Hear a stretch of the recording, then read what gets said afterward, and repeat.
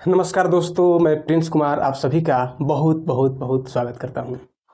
आज का जो हम लोग का लेक्चर है यह मराठा साम्राज्य पर आधारित है। इससे पीछे 2 लेक्चर लिया जा चुका है और उसमें यूरोपीय कंपनियों को कंप्लीट कर दिया गया है। ठीक है, यदि आप नहीं देखे हैं तो उसे जाकर देख लें ताकि एक क्रम बना रहे। ठीक है, और क्रम में वीडियो चलता रहे। एक बार आपको फिर याद दिला दूं कि जितने भी मॉडर्न हिस्ट्री के लेक्चर लिया जाएगा उसे सभी का हैंड रिटन पीडीएफ तैयार किया गया है। उसके लिए आपको ये जो नंबर दिया गया है इस पे कॉल करना है। डिस्क्रिप्शन में भी नंबर है, उस पे कॉल या व्हाट्सएप कर सकते हैं। ठीक है, तो आते हैं हम लोग अपना टॉपिक पे। वो कौन सा है? तो मराठा साम्राज्य। ठीक है, तो मराठा साम्राज्य में हम लोग देखेंगे सबसे पहले छत्रपति शिवाजी महाराज। छत्रपति शिवाजी महाराज, छत्रपति शिवाजी महाराज का जो जन्म है वह जन्म हुआ था 28 अप्रैल 1627 में। कब हुआ था? 28 अप्रैल 1627।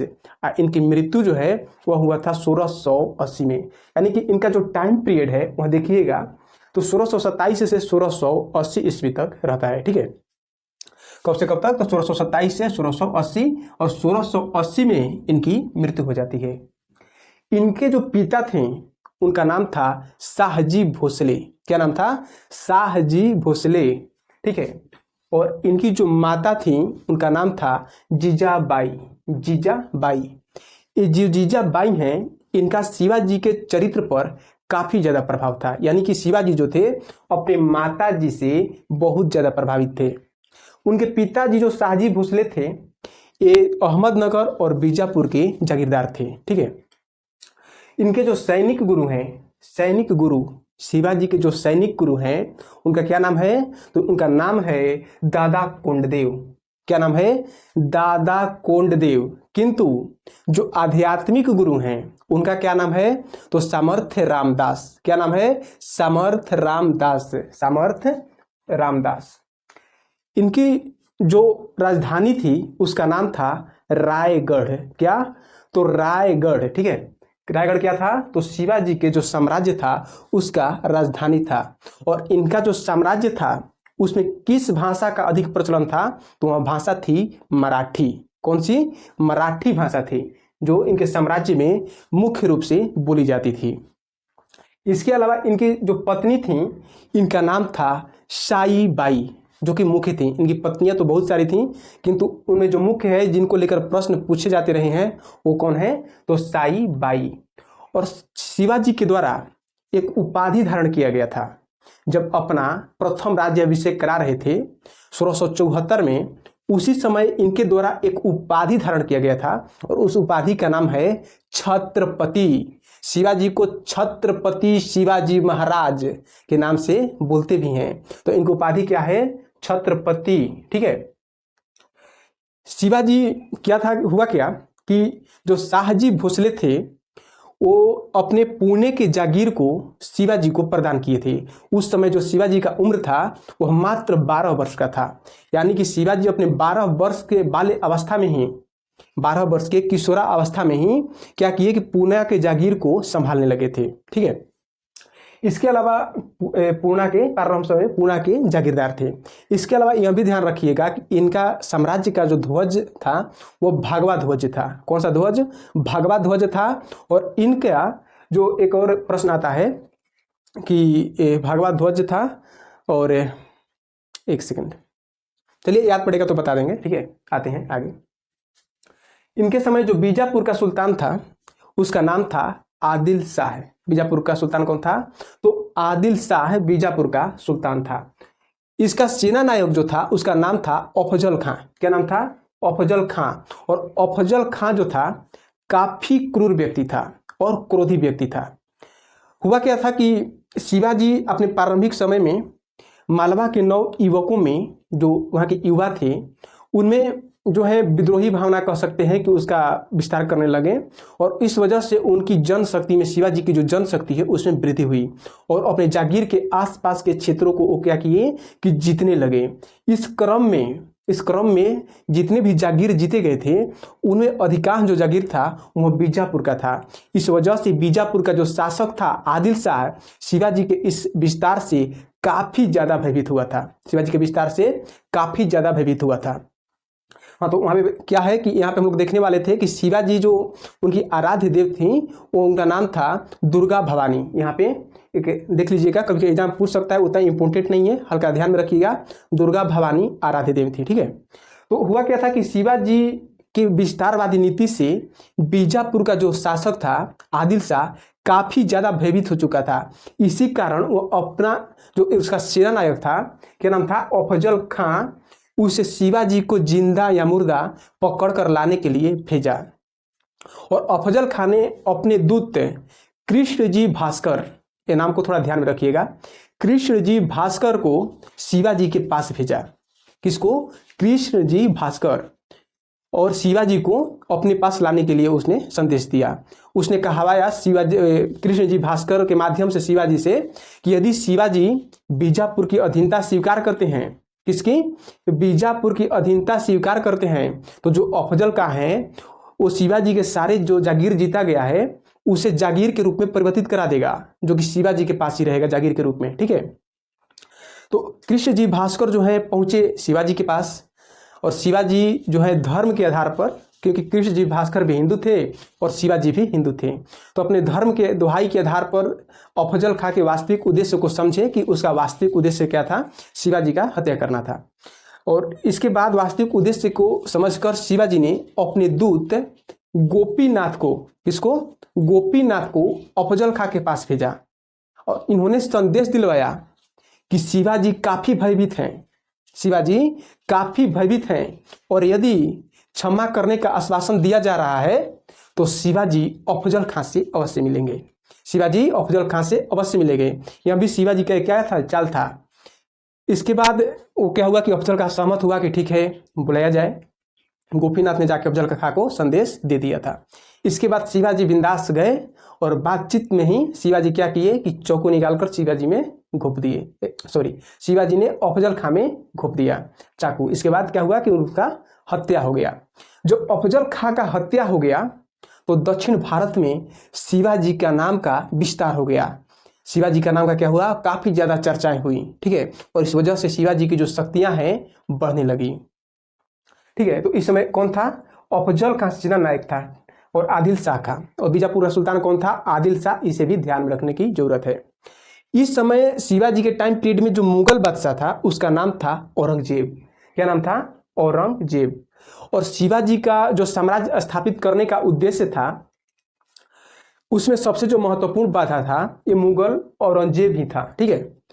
शिवाजी प्रारंभिक समय में अपना एक स्वतंत्र राज्य को स्थापित करना चाहते थे जो कि मुगलों से स्वतंत्र हो, किंतु बाद में अपने वे गुरु सामर्थ्य रामदास के प्रभाव में आकर एक स्वतंत्र हिंदू राज्य की स्थापना करने का उद्देश्य बनाते हैं कि एक स्वतंत्र हिंदू राज्य को स्थापित किया जाए ताकि हिंदू धर्म और हिंदू संस्कृतियों को संरक्षित किया जाए, ठीक है। क्योंकि उस समय मुगलों के प्रभाव में कहीं ना कहीं मुस्लिम धर्म का काफ़ी ज़्यादा विस्तार हो रहा था और हिंदू धर्म कहीं ना कहीं संकट की स्थिति में था। तो इस वजह से शिवाजी ने हिंदू साम्राज्य की स्थापना का अपना उद्देश्य बनाया, ठीक है। तो इस समय मुगल बादशाह कौन था? तो औरंगजेब था, जो कि सबसे बड़ी चुनौती थी। औरंगजेब के द्वारा शाइस्ता खां को दक्षिण भारत का सूबेदार बनाकर बीजापुर भेजा गया। किसे? शाइस्ता खां को याद रखिएगा। और यह जो शाइस्ता खां है बीजापुर से क्या करता है? समझौता करता है शिवाजी को पराजित करने के लिए।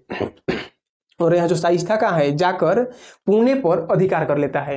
क्या कर लेता है? पुणे पर शाइस्ता खां के द्वारा अधिकार कर लिया जाता है। कब किया जाता है? तो 1663 में। और टाइम पीरियड क्या था? तो 1663। जब पुणे पर अधिकार हो गया शाइस्ता खां का, तो शिवाजी तो उस क्षेत्र के ही बचपन से ही जुड़े हुए थे, तो एक कोना उनको पता था। तो शिवाजी ने एक रात्रि अभियान किया, यानी कि रात्रि काल में जब वो लोग विश्राम कर रहे थे तभी शिवाजी ने धावा बोल दिया। और जब धावा बोल दिया तो शाइस्ता खां और इसकी सेना बौखला गई और बौखला के उस क्षेत्र को छोड़कर भाग गई, ठीक है। तो इस प्रकार शिवाजी ने अपने पुणे को पुनः प्राप्त कर लिया। 1664 में होता क्या है कि शिवाजी ने मुगलों के अधिकार क्षेत्र का एक शहर था, उसका नाम था सूरत। कौन सा था? सूरत। उसी सूरत को 1664 में शिवाजी ने क्या किए? लूट लिए, ठीक है।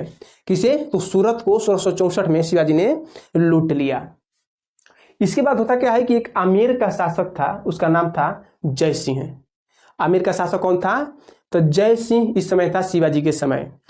और औरंगजेब जो है जय सिंह को शिवाजी के साथ युद्ध करने के लिए भेजता है, शिवाजी को पराजित करने के लिए भेजता है। और यह जो जय सिंह था काफी कूटनीति वाला व्यक्ति था और इसने कूटनीति का प्रयोग करते हुए शिवाजी को पुरंदर के किले में घेर लिया। जय सिंह जो था शिवाजी को पुरंदर के किले में घेर लिया।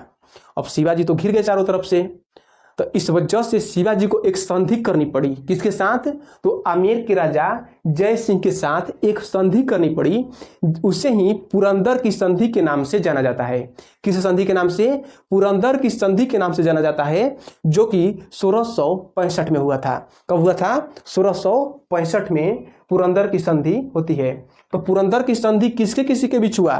तो शिवाजी और आमेर के शासक जय सिंह के बीच। इस पुरंदर की संधि के तहत कुछ शर्तों को शिवाजी पर लागू किया गया। जैसे शिवाजी के जो 4 लाख हुड़ राजस्व वाली भूमि थी और 23 किले वो जो है मुगलों को प्रदान कर दिया गया और शिवाजी के पास केवल 1 लाख हुड़ राजस्व वाली ही भूमि बची और मात्र 12 किले बचे। ठीक है। इसके अलावा शिवाजी को अपने पुत्र संभाजी के नेतृत्व में 5000 घुड़सवारों को मुगलों के सेवा में भेजना पड़ा। ये सब संधि की शर्तें थी। ठीक है। और इसके अलावा एक और तीसरा पॉइंट है कि एक और शर्त तय किया गया कि यदि भविष्य में बीजापुर और मुगलों के बीच युद्ध होता है तो उस युद्ध में जो शिवाजी हैं वो मुगलों का साथ देंगे। यह भी तय किया गया। इसके अलावा एक चौथा था पॉइंट, वह है कि जो शिवाजी हैं वह कोंकण प्रदेश के 4 लाख हुड़ राजस्व वाली भूमि जो कि वार्षिक थी और बालाघाट के 5 लाख वार्षिक राजस्व वाली 5 लाख हुड़ वार्षिक राजस्व वाली भूमि पे शिवाजी अधिकार करेंगे। ठीक है। और मुगलों को 13 वर्ष पर केवल 40 लाख हुड़ प्रदान करेंगे। यह जो संधि था, चौथी जो संधि थी, इसका मुख्य उद्देश्य था शिवाजी को दक्षिण भारत में उलझा कर रखना और साथ ही साथ उनका बीजापुर के साथ दुश्मनी पैदा करना ताकि इन दोनों में गठजोड़ न हो सके। क्यों? क्योंकि जो बालाघाट का क्षेत्र था वह बीजापुर के ही अंतर्गत था, जिसमें संधि में क्या किया कहा गया था कि शिवाजी बालाघाट पे क्या करेंगे? अधिकार करेंगे। तो इस प्रकार संधियां थी। ठीक है। आपको इसलिए बता दिया हूं ताकि एग्जाम में अगर आए तो आप लोग कर दें। वैसे संभावना इसकी आने की कम है। वैसे जो पीडीएफ प्रदान किया जाएगा हैंड रिटन, उसमें ये सभी पॉइंट इंक्लूड रहेंगे, इसलिए आपको चिंता करने की आवश्यकता नहीं है। तो इस प्रकार सबसे जो महत्वपूर्ण है वह पुरंदर की संधि है कि पुरंदर की संधि किसके किसके बीच हुआ था और कब हुआ था, डेट को लेकर आ जा सकता है। ठीक है। इसमें क्या तय हुआ था शर्त, वह थोड़ा कम महत्वपूर्ण है। ठीक है। इसके बाद 1666 में क्या हुआ कि शिवाजी ने राजा जय सिंह के गारंटी पर औरंगजेब से मिलने आगरा गए। कौन? तो शिवाजी ने, और उनके साथ उनके पुत्र संभाजी भी थे। कौन? संभाजी भी थे। राजा जय सिंह ने क्या किया कि अपना पुत्र राम सिंह को शिवाजी की व्यक्तिगत सुरक्षा के लिए नियुक्त किया। जब शिवाजी औरंगजेब के दरबार में जाते हैं तो औरंगजेब क्या करता है कि शिवाजी को 5000 मनसबदारों की श्रेणी में खड़ा करता है। वैसे मनसबदार जो कि 5000 ही मनसबदार थे, जिनके पास 5000 सैनिक थे, उन लोगों की श्रेणी में शिवाजी को खड़ा कर देता है। इस वजह से शिवाजी अपने आप को अपमानित महसूस करने लगे। ठीक है। और वह जो है दरबार छोड़कर बाहर निकल जाते हैं। जब बाहर निकल जाते हैं तो होता क्या है कि जो औरंगजेब है शिवाजी को और उनके पुत्र संभाजी को आगरा के किला में कैद करवा देता है। कौन? तो औरंगजेब ने शिवाजी को और उनके पुत्र संभाजी को आगरा के किला में कैद करवा देता है। कब करवाया था? तो 1666 में आगरा के किला में। यह क्वेश्चन आया है कि औरंगजेब ने शिवाजी को कहां पे कैद किया था, तो ऑप्शन में क्या था? आगरा का किला। ठीक है। आगरा किला में कैद कर देता है। इसके बाद क्या होता है कि 1670 का टाइम पीरियड था। उस समय शिवाजी और संभाजी एक विशेष योजना के तहत इस कैद से मुक्त होते हैं। ठीक है। कैसे? तो जो बड़े बड़े डालियाँ होती हैं ना, उन्हें पूरा मिठाई भर के दम लाया गया जहाँ पे कैद थे और उसमें कुछ मिला दिया गया था ताकि जो सैनिक कर्मी थे वो बेहोश हो जाएं। वही मिठाई कुछ खुशी के अवसर पे उन सभी को बांटा गया। इसके बाद जब वो लोग सब बेहोश हो गए तब शिवाजी और संभाजी आसानी से मुक्त होकर फरार हो गए। तो एक विशेष योजना के तहत वो लोग जो है यहाँ से मुक्त हुए थे। इसके बाद 1670 के टाइम पीरियड में होता क्या है कि मुगलों और शिवाजी के बीच में जो रिश्ता था काफी ज्यादा सुधर गया था। ठीक है, इसी वजह से औरंगजेब ने शिवाजी को राजा की पदवी दिया था, यानी राजा की उपाधि दिया था और साथ ही साथ बरार का सूबेदारी भी प्रदान किया। तो औरंगजेब ने शिवाजी को राजा की उपाधि प्रदान किया और बरार का सूबेदारी भी प्रदान किया। तो औरंगजेब ने शिवाजी को कौन सा उपाधि प्रदान किया था? तो राजा की। ठीक है, इसे ध्यान रखिएगा। इसके बाद 1674 का टाइम पीरियड था। 1674 का टाइम पीरियड था। इससे पहले हुआ क्या था? 1670 में ही शिवाजी और मुगलों के बीच संबंध में कटुता आया और फिर शिवाजी ने 1670 में सूरत को दोबारा लूट लिए। तो फिर जो है मुगल और शिवाजी के बीच संबंध बिगड़ जाता है। किंतु 1674 का टाइम है, 1674 का, इस समय शिवाजी ने अपना राज्याभिषेक कराया था अपनी राजधानी रायगढ़ में। तो अपनी राजधानी रायगढ़ में क्या किए? अपना राज्याभिषेक कराए थे। और जो राज्याभिषेक कराने वाले पंडित थे ये बनारस के पंडित थे गंगा भट्ट या विश्वेश्वर। कौन थे? गंगा भट्ट या विश्वेश्वर के द्वारा कराया गया था। यहाँ पे गंगा भट्ट का जो नाम है ना वो थोड़ा इस पे हाईलाइटेड कीजिएगा क्योंकि एग्जाम में इसे पूछा जा चुका है गंगा भट्ट के नाम को। ठीक है, आगे विश्वेश्वर भी पूछा जा सकता है। और इनका जब माता जी थी उनकी मृत्यु हो जाती है तो फिर इन्होंने दोबारा विधिवत रूप से अपना राज्याभिषेक कराते हैं निश्चलपुरी गोस्वामी के द्वारा। ठीक है, ये सब पीडीएफ में इंक्लूड रहेगा, शामिल रहेगा, चिंता करने की जरूरत नहीं है। जो बहुत ज़्यादा इंपॉर्टेंट है एग्जाम की दृष्टि से वो सभी पॉइंट बोर्ड पे लिख दिया गया है, इसलिए आप लोग चिंता न करें। इसके बाद 1678 में शिवाजी ने पूर्वी कर्नाटक पर आक्रमण किया। कहाँ पे? तो पूर्वी कर्नाटक पे आक्रमण करते हैं और आक्रमण करके तुंगभद्रा और कावेरी तक के प्रदेश को जीत लेते हैं। कब? तो यह टाइम पीरियड था 1678 और उस प्रदेश को जीतकर उन्होंने जिंजी को राजधानी बनाया था। तो यहाँ पे आप लोग नोट कर सकते हैं कि जिंजी को, ठीक है, यहाँ पे नहीं दिया गया है, जिंजी को उन्होंने राजधानी बनाया था, यहाँ पे ध्यान रखिएगा। तो 1678 में पूर्वी कर्नाटक पर आक्रमण कर तुंगभद्रा से कावेरी नदी तक क्षेत्र पर शिवाजी ने अधिकार कर लिया। इस प्रकार देखा जाए तो शिवाजी का जो साम्राज्य था उसमें मुख्य रूप से कौन कौन से क्षेत्र शामिल थे यह भी जानना महत्वपूर्ण है। इसमें शामिल था संपूर्ण महाराष्ट्र, यानी पूरा महाराष्ट्र शामिल था। इसके अलावा कर्नाटक का क्षेत्र शामिल था। क्या? तो कर्नाटक का क्षेत्र और साथ ही साथ कोंकण जो प्रदेश था वो भी शिवाजी के साम्राज्य में शामिल था। एग्जाम में ऑप्शन बना देगा कि उनके साम्राज्य में कौन कौन क्षेत्र शामिल था और इन सभी पॉइंट को दे देगा। कोई एक और अलग प्रदेश को दे देगा और बोलेगा कि इसमें कौन जो है शिवाजी के साम्राज्य में शामिल नहीं था। तो इसके अलावा जो भी आपको दिखेगा उस पर आप लोग टिक लगा दीजिएगा। ठीक है, इसके बाद 1680 का टाइम पीरियड आता है जहां जब शिवाजी का मृत्यु हो जाता है। तो शिवाजी की मृत्यु कब हुआ था? 1680 में। शिवाजी को औरंगजेब के द्वारा एक कथन कहा गया था शिवाजी के बारे में लेकर। औरंगजेब ने कहा कि जो शिवाजी है वह जो है पहाड़ी चूहा है। शिवाजी को पहाड़ी चूहा किसने कहा? तो औरंगजेब ने कहा कि जो शिवाजी है यह पहाड़ी चूहा है। इसके अलावा एक व्यक्ति है जो कि इतिहासकार है, स्मिथ।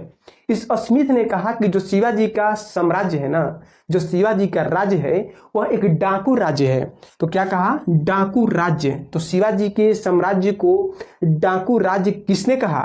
तो कौन कहा? तो इतिहासकार स्मिथ ने। इसके अलावा देखा जाए तो शिवाजी ने बीजापुर के बहुत ज्यादा प्रदेशों पर अधिकार किए थे।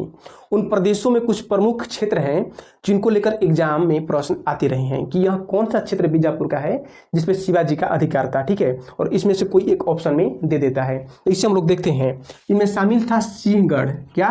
तो सिंहगढ़, तोरण, चाकन, ठीक है, इसके बाद पुरंदर, लोहगढ़, जावली। ठीक है, तो क्या? सिंहगढ़, तोरण, चाकन, पुरंदर, लोहगढ़ और जावली और रायगढ़ तो उनकी राजधानी थी ही। ठीक है, तो ये प्रदेश जो है बीजापुर के थे जो कि शिवाजी के अधिकार क्षेत्र में थे। ठीक है, इसके बाद हम लोग देखेंगे शिवाजी की प्रशासनिक व्यवस्था। शिवाजी से जितने भी क्वेश्चन बनते हैं, प्रश्न बनते हैं, वह इतना में आ जाएंगे। ठीक है, इसे टेंशन लेने की जरूरत नहीं है। ठीक है, यहाँ पे बहुत ज़्यादा वीपीआई, जितने भी पॉइंट लिखे गए हैं बहुत ज़्यादा वीपीआई है, मैक्सिमम क्वेश्चन यहाँ से आपको पकड़ा जाएंगे। इसके बाद हम लोग देखते हैं शिवाजी के प्रशासनिक व्यवस्था को। शिवाजी के प्रशासनिक व्यवस्था में देखा जाए तो जो शिवाजी थे वो साम्राज्य के सबसे प्रमुख व्यक्ति थे, और वो जो थे सबसे जो सर्वश्रेष्ठ सेनापति होता है वही थे, और वह जो एक थे निरंकुश शासक थे, यानी कि उनके ऊपर किसी प्रकार का अंकुश नहीं था, और साथ ही साथ वो सबसे बड़ा न्यायाधीश के रूप में भी कार्य करते थे। साम्राज्य का सबसे बड़ा न्यायाधीश कौन था? तो शिवाजी ही थे। इसके अलावा शिवाजी ने अपने प्रशासन के संचालन के लिए एक अष्टप्रधान नाम का एक समूह बनाए थे। क्या? अष्टप्रधान नाम का एक समूह बनाए थे, और इसमें 8 मंत्री शामिल थे। तो शिवाजी के द्वारा अष्टप्रधान परिषद बनाया गया था, जिसमें 8 मंत्री शामिल थे। कितने मंत्री? 8 मंत्री शामिल थे। इन 8 मंत्रियों में एग्जाम में प्रश्न पूछ देता है कि इनमें कौन अष्टप्रधान का भाग नहीं है। तो 4-5 दिया रहेगा और उसमें कोई एक अन्य दिया रहेगा, तो उसे आप लोग तभी पकड़ पाइएगा जब जान पाइएगा कि अष्टप्रधान में कौन कौन थे। इसके साथ ही ऐसा ही प्रश्न बना देगा कि जो अमात्य था या मजूमदार था उसका कार्य क्या था, यानी कि वह किस विभाग का मंत्री था। ठीक है, तो वह क्या था? वित्त मंत्री। इस प्रकार आपको एग्जाम में प्रश्न बनते रहे हैं, इसलिए इसे देखना अति आवश्यक है। तो अष्टप्रधान में जो पहला व्यक्ति है उनका नाम है पेशवा।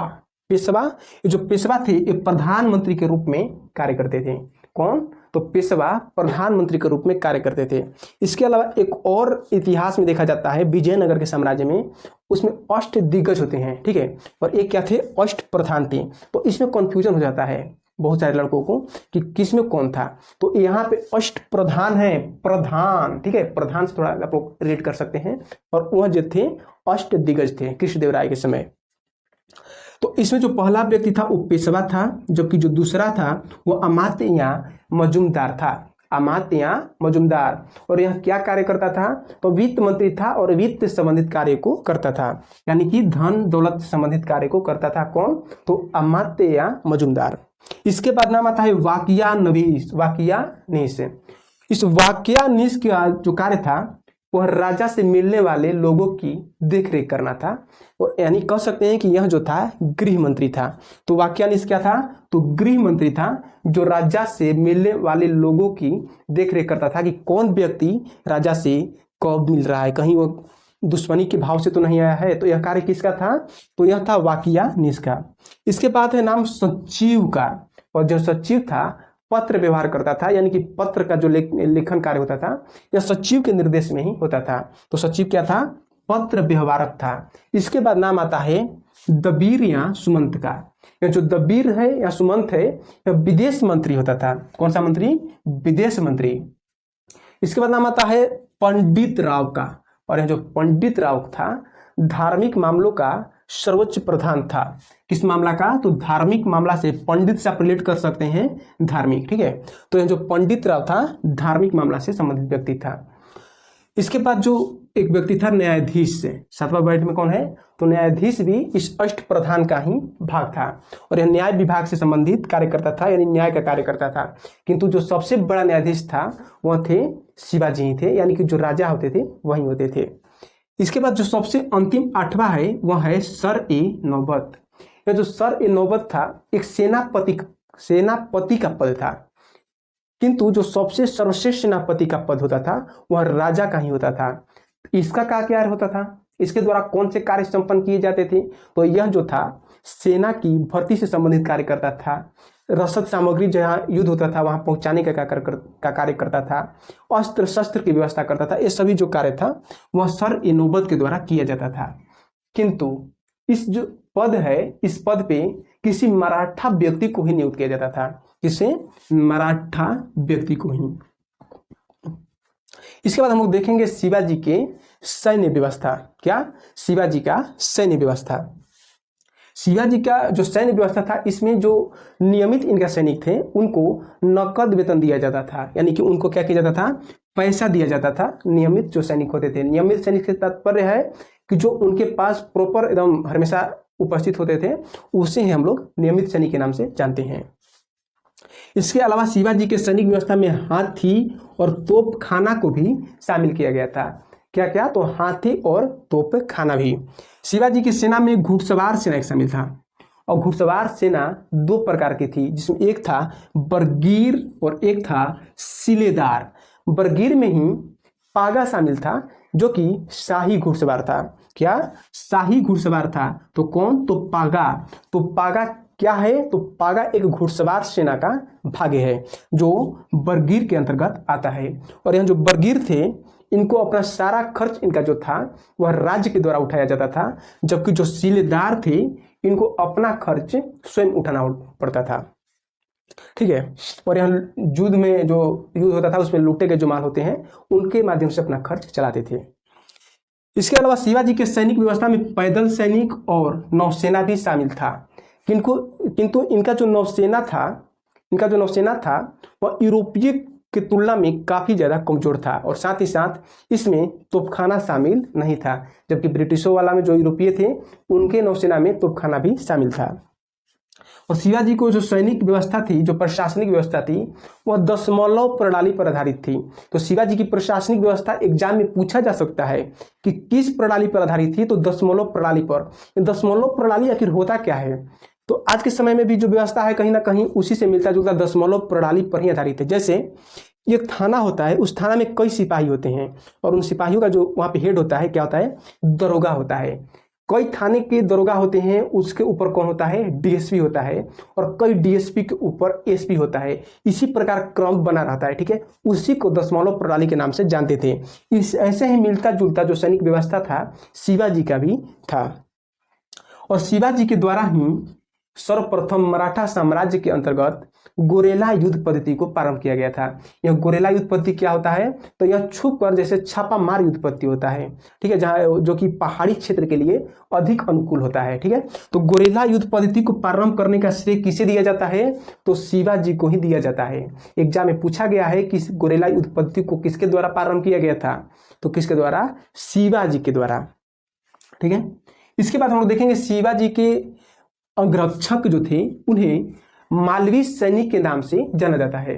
कौन से? तो मालवी सैनिक क्या थे? मावली जो सैनिक थे शिवाजी के अंगरक्षक थे। क्या थे? अंगरक्षक। इसके बाद हम देखेंगे अब शिवाजी का राजस्व व्यवस्था, कि राजस्व व्यवस्था उनका किस प्रकार था। तो शिवाजी का जो राजस्व व्यवस्था था वह रयतबाड़ी व्यवस्था पर ही आधारित था।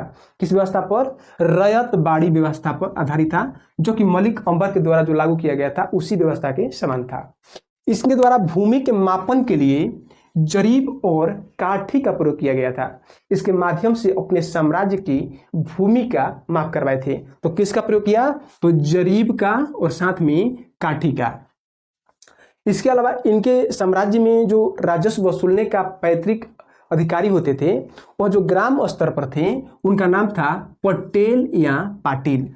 तो पटेल या पाटिल कौन था? एग्जाम में पूछा जा सकता है कि पटेल से क्या तात्पर्य है या पाटिल से क्या तात्पर्य है। तो वहां पे राजस्व अधिकारी दिया रहेगा, उसे आप लोग टिक करना है। यह भी दे देगा कि यह किस स्तर का अधिकारी था, तो ग्राम स्तर का, इसे भी ध्यान रखिएगा। इसके अलावा जो कुलकर्णी या देशमुख होते थे यह जिला स्तर के राजस्व अधिकारी होते थे, जो कि जिला संग्रहण क्षेत्र राजस्व संग्रहण क्षेत्र से संबंधित थे। तो कुलकर्णी और देशमुख किस स्तर के थे? तो जिला स्तर के, जो कि पटेल या पाटिल जो थे वह ग्राम स्तर के अधिकारी थे।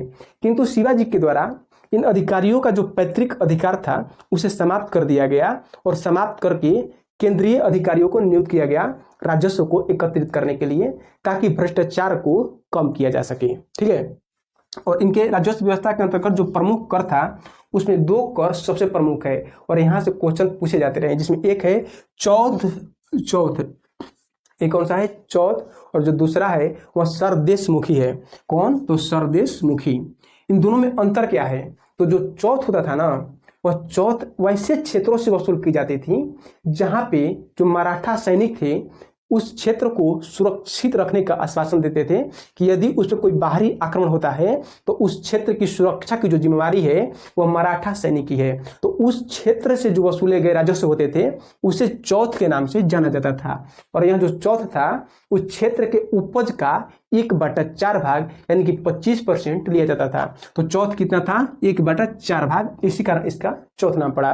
तो चौथ कैसे क्षेत्रों से वसूल किया जाने वाला कर है? वैसे क्षेत्र जिस क्षेत्र को मराठा सुरक्षा प्रदान करते थे। इसके अलावा जो सरदेशमुखी है, सरदेशमुखी वैसे क्षेत्र से वसूल किया जाता था जो मराठा साम्राज्य का भाग था। और मराठा साम्राज्य का जो महाराज थे शिवाजी, वह मराठों का नेतृत्वकर्ता के होने के नाते वह सरदेशमुखी को कर के रूप में लेते थे, जो कि उपज का 1/10 भाग यानी कि 10% होता था। तो चौथ कितना परसेंट लिया जाता था? 25% यानी कि 1/4 भाग उपज का। और जो सरदेशमुखी है वह 1/10 भाग उपज का लिया जाता था। इसके अलावा यही चौथ का 4 भाग है। इस चौथ जब वसूल करके आता था तो इसे 4 भागों में विभाजित कर दिया जाता था। उस भाग को भी हम लोग कवर कर लेते हैं। इसमें एक था बबती, क्या नाम था? बबती था, जो कि पूरे राजस्व का 1/4 भाग होता था। कितना? 1/4 भाग, और वह राजा का होता था। किसका होता था? राजा का। यानी कि बबती किससे संबंधित है? तो राजा से संबंधित है। और इसके बाद नाम आता है सहोत्रा का। किसका? सहोत्रा का, जो कि 6% होता था। कितना? 6% होता था।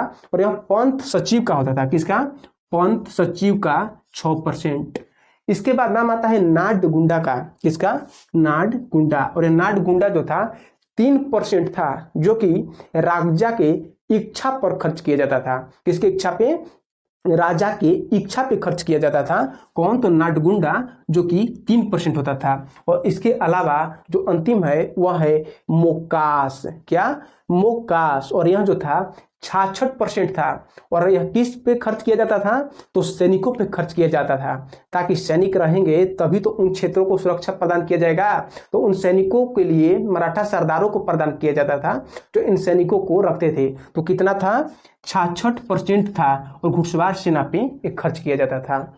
इस प्रकार हम लोग मराठा साम्राज्य का कुछ बिंदुओं को हम लोग देख चुके हैं। इसके बाद संभाजी आदि और राजाराम इस सभी को देखेंगे।